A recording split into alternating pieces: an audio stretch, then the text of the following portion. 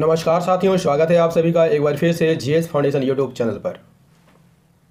दोस्तों, इस सेशन को एक बार से लाइक कर दीजिए, दोस्तों के साथ शेयर कर दीजिए और यदि आप भी इस चैनल पर नए हैं तो चैनल को ज़रूर सब्सक्राइब कर लीजिए। यहाँ पर आज का सेशन रहेगा मॉडर्न हिस्ट्री का। इसमें मिलेंगे 25 MCQ विथ फुल एक्सप्लेनेशन। तो फटाफट से एक बार सेशन को दोस्तों के साथ शेयर कीजिएगा। किस एग्ज़ाम के लिए ये महत्वपूर्ण रहने वाला है ये सेशन, तो ये सभी एग्ज़ाम के लिए महत्वपूर्ण रहेगा।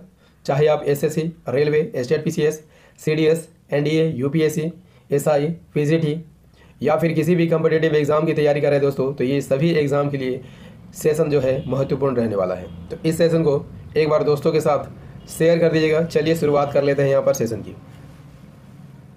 सेशन का पहला सवाल क्या कहता है? भारतीय राष्ट्रीय कांग्रेस के पहले ब्रिटिश अध्यक्ष कौन थे? भारतीय राष्ट्रीय कांग्रेस के पहले ब्रिटिश अध्यक्ष कौन थे?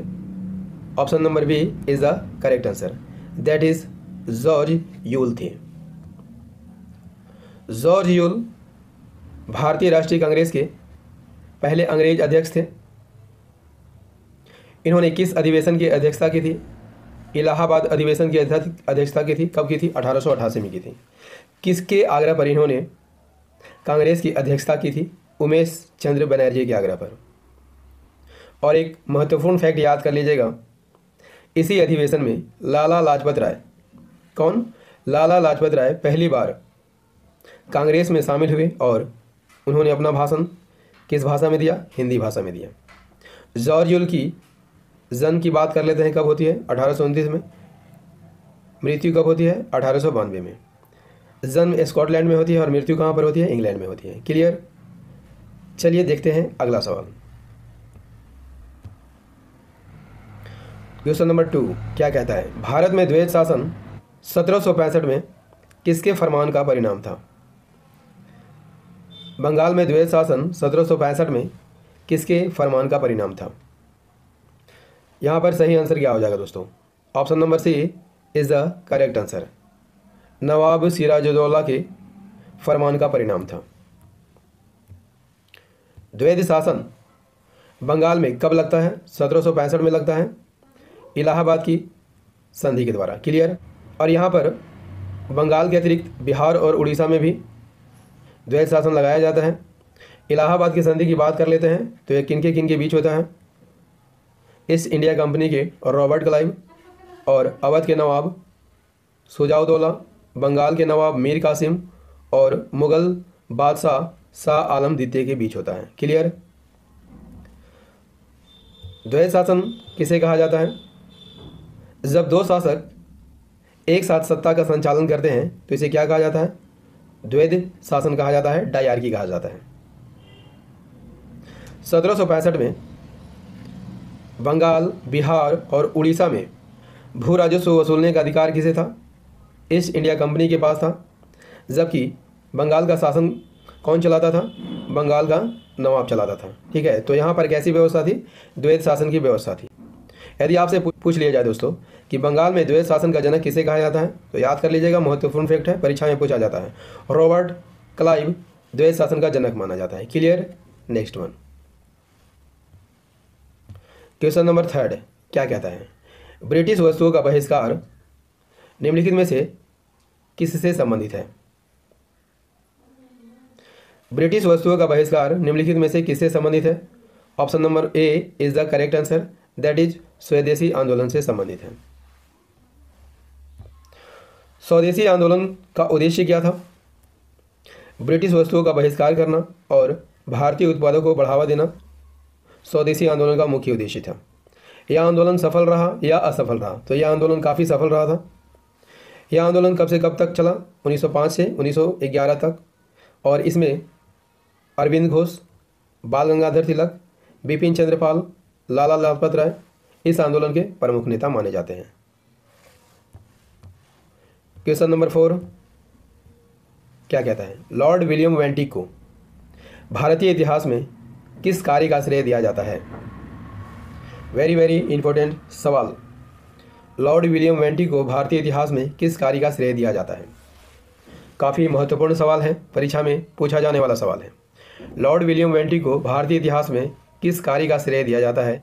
Option number C is the correct answer, that is sati प्रथा की समाप्ति के लिए इन्हें जाना जाता है। लॉर्ड विलियम वेंटिक कब से कब तक भारत में गवर्नर जनरल रहते हैं? 1828 से 1835 तक ये भारत के गवर्नर जनरल रहते हैं और इन्होंने भारत में रहकर महत्वपूर्ण कार्य किया था। सामाजिक सुधार, शिक्षा सुधार और काफ़ी अन्य सुधार भी किए थे। तो सबसे पहले हम सामाजिक सुधार को देखते हैं। तो इन्होंने 1829 में सती प्रथा पर प्रतिबंध लगा दिया था। किसकी सहायता से? राजा राम मोहन राय की सहायता से। क्लियर। 1830 में ये ठगी प्रथा पर प्रतिबंध लगा देते हैं। क्लियर। शैक्षणिक सुधारों में लॉर्ड मैकाले की अध्यक्षता में एक मैकाले आयोग का गठन करते हैं। कब करते हैं? 1835 में करते हैं। इस आयोग ने अपनी शिक्षा की सिफारिश में अंग्रेजी को महत्वपूर्ण स्थान दिया था। ठीक है। इन्होंने 1835 में कोलकाता में मेडिकल कॉलेज की स्थापना की।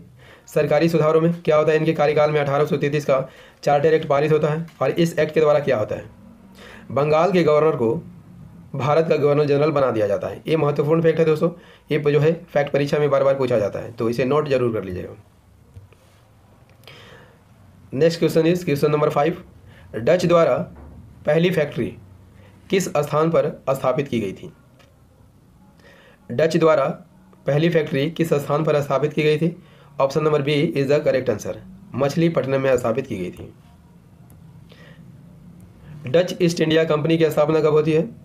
1602 में होती है, यूनाइटेड ईस्ट इंडिया कंपनी के रूप में। क्लियर। इसकी पहली व्यापारिक पोस्ट इंडोनेशिया में स्थापित होती है। यदि भारत की बात कर ले तो भारत में ईस्ट इंडिया कंपनी की पहली फैक्ट्री कब स्थापित होती है? 1605 में स्थापित होती है। कहाँ स्थापित होती है? मछलीपट्टनम में स्थापित होती है। इसके बाद 1610 में पुलिकट, 1616 में सूरत, 1641 में भीमलीपट्टनम और 1653 में चिनसुरा में कारखाने स्थापित किए जाते हैं। Next question is question number 6। क्या कहता है? उत्तर भारत का हिंदू लूथर किसे कहा जाता है? उत्तर भारत का हिंदू लूथर किसे कहा जाता है? उत्तर भारत का हिंदू लूथर किसे कहा जाता है? Option number B is the correct answer, that is Ishwar Chandra Vidyasagar को कहा जाता है। ईश्वर चंद्र विद्यासागर कौन थे? 19वीं सदी के बंगाली विद्वान, लेखक और समाज सुधारक थे और उन्होंने विधवा पुनर्विवाह को प्रोत्साहन दिया था। दोस्तों, इनके बारे में ऐसा कहा जाता है कि इन्होंने अपने इकलौते पुत्र की शादी एक विधवा से कराई थी। ठीक है। और उनके प्रयासों के कारण ही विधवा पुनर्विवाह अधिनियम 1856 पारित हो गया था। Clear. Next question is question number 7। क्या कहता है? डलहौजी की सबसे बड़ी राजनीतिक भूल क्या थी? डलहौजी की सबसे बड़ी राजनीतिक भूल कौन सी थी? कौन सी थी डलहौजी की सबसे बड़ी राजनीतिक भूल? Option number D is the correct answer, Awadh का अधिग्रहण डलहौजी की सबसे बड़ी राजनीतिक भूल थी। डलहौजी की बात कर लेते हैं तो ये कब से कब तक भारत में गवर्नर जनरल रहते हैं? 1848 से 1856 तक। इन्होंने एक महत्वपूर्ण नीति या सिद्धांत का प्रतिपादन किया था, हड़प नीति। ठीक है। इन्होंने किस नीति को जन्म दिया था? हड़प नीति को जन्म दिया था। इन्होंने भारत में रेलवे, टेलीग्राफ और डाक शुरू किया था। सामाजिक सुधार के अंतर्गत ये क्या करते हैं? कन्या भ्रूण हत्या पर प्रतिबंध लगा देते हैं और उसके काल में 2 महत्वपूर्ण युद्ध हुए थे। द्वितीय सिख युद्ध कब लड़ा गया था? 1848-49 में, जिसमें सिखों की हार हुई थी। और दूसरा एंग्लो वर्मा युद्ध, ये कब होता है? 1852-53 में होता है। किसके कार्यकाल में? डलहौजी के कार्यकाल में। इन्होंने वुड का घोषणा पत्र जारी किया था और इसे भारत में अंग्रेजी शिक्षा का मैग्ना कार्टा भी कहा जाता है। कब पारित हुआ था? 1854 में पारित हुआ था। डलहौजी का राज्य जो है किसके लिए प्रसिद्ध था? व्यवगत सिद्धांत के काफ़ी प्रसिद्ध था दोस्तों। और व्यवगत सिद्धांत के अंतर्गत ये बहुत सी देसी रियासतों को भारत में मिला लेते हैं। उसमें सतारा को सबसे पहले मिला देते हैं। कब मिलाते हैं? 1848 में। इसी प्रकार जैतपुर बुंदेलखंड, संबलपुर उड़ीसा को 1849 में। बाघाट जो कि हिमाचल प्रदेश का स्थान है, कब मिलाया जाता है? 1850 में। उदयपुर मध्य प्रदेश 1852 ईस्वी। झांसी को कब मिलाया जाता है? 1853 ईस्वी में। नागपुर को 1854 और अंतिम रूप से 1856 में अवध को किस आधार पर मिलाया जाता है? कुशासन के आधार पर मिला दिया जाता है। और उस समय यदि आपसे पूछ ले कि अवध का नवाब कौन था तो नोट कर लीजिएगा, नवाब कौन थे? वाजिद अली शाह थे। Clear? Next one, question number 8, स्वदेशी का प्रस्ताव कांग्रेस के किस अधिवेशन में पारित किया गया था? स्वदेशी का प्रस्ताव कांग्रेस के किस अधिवेशन में पारित किया गया था? Option number D is the correct answer. Calcutta अधिवेशन 1906 में पारित किया गया था। स्वदेशी प्रस्ताव कब पारित किया गया था? 1906 में पारित किया गया था। किस अधिवेशन में पारित किया गया था? कांग्रेस के कलकत्ता अधिवेशन में पारित किया गया था। इस अधिवेशन की अध्यक्षता यदि आपसे पूछ ले किसने की थी? दादा भाई नौरोजी ने की थी। इससे पहले 1905 में बनारस अधिवेशन में ब्रिटिश वस्तुओं के बहिष्कार का प्रस्ताव पारित किया गया था। यदि आपसे पूछ ले कि बनारस अधिवेशन की अध्यक्षता किसने की थी तो नोट कर लीजिएगा, गोपाल कृष्ण गोखले ने की थी। क्लियर? और 1906 के अधिवेशन में स्वराज्य, बहिष्कार आंदोलन, स्वदेशी आंदोलन और राष्ट्रीय शिक्षा के प्रस्ताव पारित किए गए थे। Clear? Next one, question number 9, व्यपगत के सिद्धांत के द्वारा निम्नलिखित में से किस क्षेत्र को अंग्रेजों ने अधिग्रहित नहीं किया था? सतारा को किया था। कब किया था? सबसे पहले किया था। कब किया था? 1848 में किया था। नागपुर को कब मिलाया जाता है? 1854 को मिलाया जाता है। मैसूर, झांसी को 1853 में मिलाया जाता है और मैसूर को नहीं मिलाया जाता है। व्यपगत का सिद्धांत किसने पारित किया था? लॉर्ड डलहौजी ने पारित किया था और इस सिद्धांत के जरिए निम्नलिखित राज्यों को यहाँ पर मिलाया गया था। सतारा 1848, जैदपुर संबलपुर 1849, बघाट 1850, उदयपुर 1852, झांसी 1853, नागपुर 1854। 1856 में अवध को मिला लिया जाता है कुशासन के आधार पर। ठीक है, और उस समय बता चुका हूँ कि नवाब कौन थे? वाजिद अली शाह थे। Next one, question number 10, Congress के कराची अधिवेशन 1931 की अध्यक्षता किसने की थी? कांग्रेस के कराची अधिवेशन 1931 की अध्यक्षता किसने की थी? Option number A is the correct answer, that is Sardar Vallabh bhai Patel ने की थी। कांग्रेस का कराची अधिवेशन किस वर्ष हुआ था? 1931 में हुआ था। इसकी अध्यक्षता किसने की थी? सरदार वल्लभ भाई पटेल ने की थी। और इस अधिवेशन में क्या हुआ था?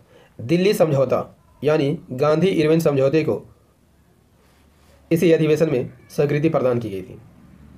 पूर्ण स्वराज के लक्ष्य को फिर से यहाँ पर क्या किया गया था? दोहराया गया था।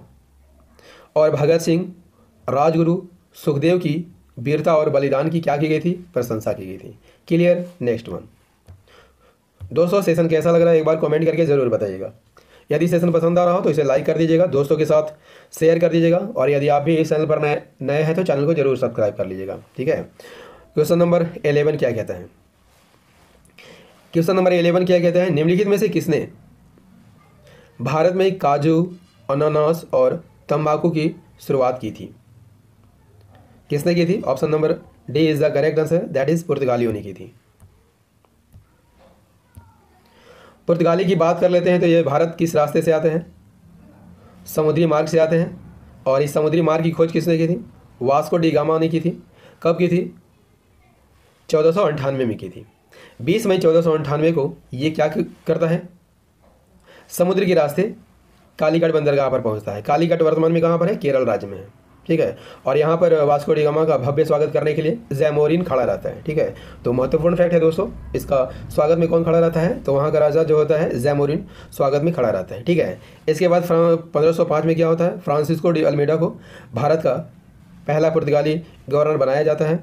उसकी नीतियों को यदि आपसे पूछ ले क्या कहा जाता है? ब्लू वाटर पॉलिसी कहा जाता है। ठीक है, क्यों कहा जाता है? क्योंकि उसका मुख्य उद्देश्य था हिंद महासागर को नियंत्रित करना, इसीलिए उसे इस नीति को ब्लू वाटर पॉलिसी कहा जाता है। क्लियर? पुर्तगालियों ने 1556 में गोवा में भारत की पहली प्रिंटिंग प्रेस की स्थापना की थी। महत्वपूर्ण फैक्ट है दोस्तों। और पुर्तगालियों ने ही काजू, अखरोट, तंबाकू, कस्टर्ड, सेब, अमरूद, अनानास, पपीता और नारियल के बीज की एक उन्नत किस्म भी यहाँ पर लाया था। ठीक है, next one, next question is question number 12, Bharat में ईस्ट इंडिया कंपनी के किस अंग्रेजी गवर्नर को औरंगजेब ने निष्कासित कर दिया था? Option number B is the correct answer, that is sir John Child को। औरंगजेब क्या करता है? औरंगजेब 1686 ईस्वी में अंग्रेज गवर्नर जॉन चाइल्ड को हुगली में परास्त करता है और उसे बाहर खदेड़ देता है। मुगलों ने हुगली से अंग्रेज़ों को पलायन करने के लिए विवश कर दिया था, जिससे अंग्रेज़ों को एक द्वीप पर शरण लेनी पड़ती है, ठीक है, जो कि ज्वारग्रस्त द्वीप रहता है। लेकिन अंग्रेज़ क्या करते हैं, अंग्रेज़ जो है हुगली का बदला लेते हैं। किस रूप में लेते हैं, बालासोर के मुगल किले पर धावा बोल कर लेते हैं, ठीक है। Next one, question number 13। Question number 13, Kolkata का दूसरा नाम अलीनगर किसने दिया था? महत्वपूर्ण सवाल है दोस्तों, कोलकाता का दूसरा नाम अलीनगर किसने दिया था? Option number D is the correct answer, Sirajuddaula ने दिया था। कलकत्ता की स्थापना की बात कर लेते हैं, तो ये इसकी स्थापना कब होती है? 1690 में। किसके द्वारा? जॉब चारनॉक इसकी स्थापना करते हैं। इसका पुराना नाम क्या था? अलीनगर। और कलकत्ता का अलीनगर नाम किसने दिया था? सिराजुद्दौला ने दिया था, ठीक है। और इसी के कार्यकाल में 1756 में प्रसिद्ध काल कोठरी की घटना होती है। काल कोठरी की घटना यदि आपसे पूछ ले क्या थी, तो काल कोठरी की घटना एक महत्वपूर्ण घटना थी दोस्तों, जिसमें क्या होता है, एक छोटे से कमरे में, ठीक है, क्या होता है, 146 आदमी को, व्यक्ति को बंद कर दिया जाता है। क्लियर। और जब सुबह दरवाज़ा खोला जाता है तो मात्र कितने आदमी बचे रहते हैं? 23 आदमी बचे रहते हैं, ठीक है। और इस घटना का वर्णन यदि आपसे पूछ ले किसने किया था? हॉलवेल ने किया था। किसने किया था? हॉलवेल ने किया था, ठीक है। और यही घटना जो है काल कोठरी की घटना कहलाती है। अलीनगर की संधि कब होती है? 9 फरवरी 1757 को होती है। किनके बीच होती है? ईस्ट इंडिया कंपनी के और रॉबर्ट क्लाइव और बंगाल के नवाब सिराजुद्दौला के बीच होती है, ठीक है। और प्लासी की लड़ाई भी यहीं पर होती है। कब होती है? 23 जून 1757 को होती है, जिसमें अंग्रेज विजय होते हैं। नेक्स्ट वन, क्वेश्चन नंबर 14, क्या कहता है, निम्नलिखित में से किस संधि ने प्रथम कर्नाटक युद्ध के साथ साथ ऑस्ट्रियाई उत्तराधिकारी युद्ध को भी समाप्त कर दिया था? सही आंसर क्या हो जाएगा दोस्तों? फटाफट से यहाँ आंसर को कीजिएगा। सही आंसर क्या हो जाएगा? यहाँ पर सही आंसर हो जाएगा दोस्तों, option number B is the correct answer, Aix la Chapelle की संधि के द्वारा। पहला कर्नाटक युद्ध कब होता है? 1746 से 1748 के बीच होता है। इसका मुख्य कारण क्या था? ऑस्ट्रिया पर अधिकार को लेकर था। और यहाँ पर कौन कौन अधिकार करना चाहते थे? फ्रांस और ब्रिटेन। और ये युद्ध जो है ऑस्ट्रिया पर उत्तराधिकार का संघर्ष था। क्लियर। उत्तराधिकार के इस संघर्ष में पांडिचेरी के गवर्नर डुप्ले के नेतृत्व में फ्रांसीसियों की जीत हुई थी। महत्वपूर्ण फैक्ट है दोस्तों। और यह युद्ध 1748 में समाप्त होता है एक्सला चैपल की संधि द्वारा। और नोट कर लीजिएगा, एक्सला चैपल की संधि को आचेन की संधि भी कहा जाता है। Clear. Next one, king George पंचम निम्नलिखित में से किस वायसराय के दौरान भारत आया था? सही आंसर क्या हो जाएगा दोस्तों? सही आंसर क्या होगा? Option number B is the correct answer, lord Hardinge द्वितीय के कार्यकाल में जॉर्ज पंचम आए थे। किंग जॉर्ज पंचम कब भारत आए थे? 1911 में, लॉर्ड हार्डिंग द्वितीय के समय में। क्लियर। वर्ष 1911 में एक भव्य दरबार का आयोजन किया जाता है, किस लिए? इनके स्वागत के लिए। और इस अवसर पर क्या होता है, राजधानी को कोलकाता से दिल्ली स्थानांतरित कर दिया जाता है। और दिल्ली भारत की राजधानी कब बनती है? 1912 में बनती है। Clear. Next one, question number 16 क्या कहता है, अवध को निम्नलिखित में से किस वर्ष ब्रिटिश शासन में मिला दिया गया था?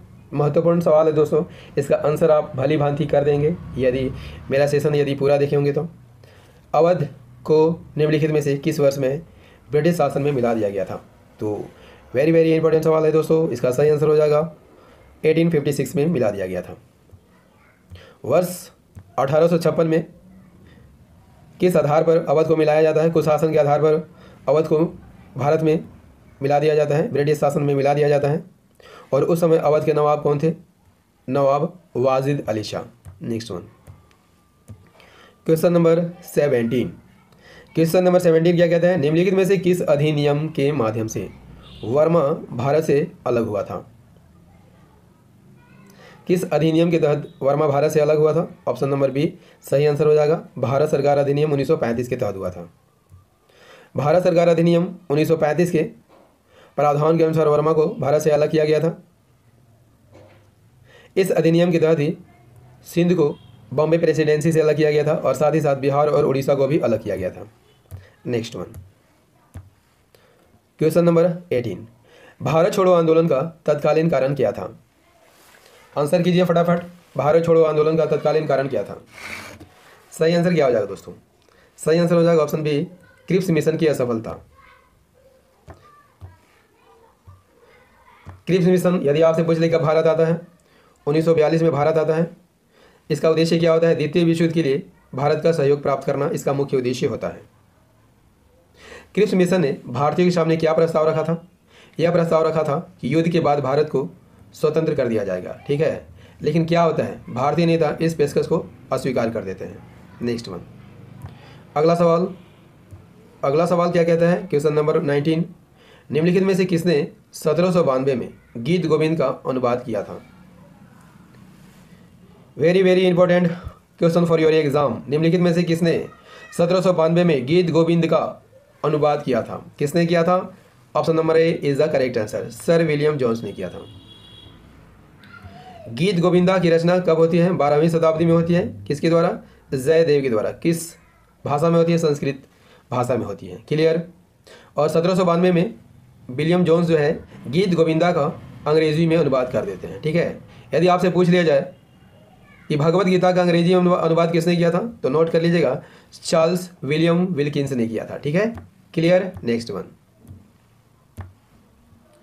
क्वेश्चन नंबर 20, भारत में IAS नॉट ICS परीक्षा पहली बार कब आयोजित की गई थी? भारत में IAS की परीक्षा पहली बार कब आयोजित की गई थी? Option number B is the correct answer, 1950 में, 1950 में। सबसे पहले IAS की परीक्षा भारत में कब होती है? 1950 में होती है। किसके द्वारा यह आयोजित होती है? संघ लोक सेवा आयोग के द्वारा यह परीक्षा आयोजित की जाती है। किस अनुच्छेद के तहत? अनुच्छेद 315 के तहत। Next one, question number 21, Jallianwala Bagh हत्याकांड के विरोध में किसने वायसराय की कार्यकारिणी परिषद से इस्तीफा दिया था? आंसर कीजिए। जालियांवाला बाग हत्याकांड के विरोध में किसने वायसराय की कार्यकारिणी परिषद से इस्तीफा दिया था? Option number D is the correct answer, Shankar Nair ने दिया था। किसने दिया था? शंकर नायर ने दिया था। वायसराय की परिषद, ठीक है, वर्ष 1915 में शंकर नायर वायसराय की परिषद का हिस्सा बनते हैं और उन्हें कौन सा विभाग दिया गया था? शिक्षा विभाग का प्रभारी बनाया गया था, ठीक है। जालियांवाला बाग नरसंहार यदि आपसे पूछ ले कब हुआ था? 13 अप्रैल 1919 को हुआ था और इसी के विरोध में वायसराय की कार्यकारिणी परिषद से इस्तीफा दे देते हैं कौन? Shankar Nair. Clear. Next one, question number 22 क्या कहता है दोस्तों? निम्नलिखित में से किस आध्यात्मिक गुरु के बचपन का नाम गदाधर चट्टोपाध्याय था? किस गुरु का नाम गदाधर चट्टोपाध्याय था? Option number B is the correct answer, Ramakrishna Paramahamsa के बचपन का नाम क्या था? गदाधर चट्टोपाध्याय। ये कौन से गुरु थे? आध्यात्मिक गुरु थे और ये विवेकानंद के गुरु माने जाते हैं, ठीक है। इनके बचपन का नाम क्या था? गदाधर चट्टोपाध्याय। और इन्हीं के नाम पर विवेकानंद ने रामकृष्ण मिशन की स्थापना कब करते हैं? 1896 में करते हैं, ठीक है। Next one, question number 23, Bharat छोड़ो आंदोलन के दौरान अंग्रेजों ने भारतीय नेताओं को गिरफ्तार करने के लिए कौन सा ऑपरेशन चलाया था? भारत छोड़ो आंदोलन के दौरान अंग्रेजों ने भारतीय नेताओं को गिरफ्तार करने के लिए कौन सा ऑपरेशन चलाया था दोस्तों? फटाफट से आंसर कीजिए, क्या हो जाएगा? सही आंसर हो जाएगा option number C is the correct answer, that is operation thunderbolt चलाया गया था। भारत छोड़ो आंदोलन को अगस्त आंदोलन भी कहा जाता है। क्यों कहा जाता है? क्योंकि यह आंदोलन जो है अगस्त 1942 में शुरू की गई थी। इस आंदोलन के प्रारंभ में ही बड़े बड़े नेता क्या कर दिए जाते हैं? गिरफ्तार कर लिए जाते हैं। इसलिए इस आंदोलन को नेतृत्व विहीन आंदोलन भी कहा जाता है। क्वेश्चन नंबर 24, जालियांवाला बाग हत्याकांड से ठीक पहले कौन सी घटना घटी थी? कौन सी घटना घटी थी? यहाँ पर सही आंसर हो जाएगा दोस्तों, रॉलेट एक्ट का पारित होना। रॉलेट एक्ट पारित किया गया था। क्लियर। रॉलेट एक्ट कब पारित किया गया था? 18 मार्च 1919 में पारित किया गया था। कहाँ पारित किया गया था? इंपीरियल विधान परिषद में पारित किया गया था। इसमें क्या होता था दोस्तों? इस अधिनियम में क्रांतिकारियों को शक के आधार पर सजा देने का प्रावधान था और इस एक्ट को क्या कहा जाता है? न वकील, न अपील और न दलील वाला एक्ट भी इस एक्ट को कहा जाता है। क्वेश्चन नंबर 25 कर लेते हैं, इस सेशन का अंतिम प्रश्न होना चाहिए। निम्नलिखित में से किसने अवध के विलय को राष्ट्रीय आस्था का घोर उल्लंघन करार दिया था? Option number B is the correct answer, that is Henry Lawrence ने ऐसा कहा था। अवध के विलय से क्या हुआ था दोस्तों? भारतीय राज्य के शासकों में भय का वातावरण पैदा हो गया था। कई लोगों ने इसकी आलोचना भी की गई है, कई लोगों ने इस विलय की आलोचना भी की थी, जिसमें हेनरी लॉरेंस प्रमुख थे। और हेनरी लॉरेंस के अनुसार अवध का विलय राष्ट्रीय आस्था का घोर उल्लंघन था। क्लियर दोस्तों, मॉडर्न हिस्ट्री का ये सेशन आपको कैसा लगा? उम्मीद करता हूँ कि अच्छा लगा होगा दोस्तों। यदि सेशन अच्छा लगा हो तो इसे लाइक कर दीजिएगा, दोस्तों के साथ शेयर कर दीजिएगा, और यदि आप भी इस चैनल पर नए हैं तो चैनल को जरूर सब्सक्राइब कर लीजिएगा। और हाँ दोस्तों, याद रखिएगा मेरी वीडियो रात को 8 बजे आती है, जो history, geography, polity, economics, science और सामान्य ज्ञान से संबंधित होती हैं, और ये सभी वीडियो रात को 8 बजे आती है, तो इसे रोज़ देखना मत भूलिएगा। मिलते हैं अगले सेशन में। जय हिंद, धन्यवाद।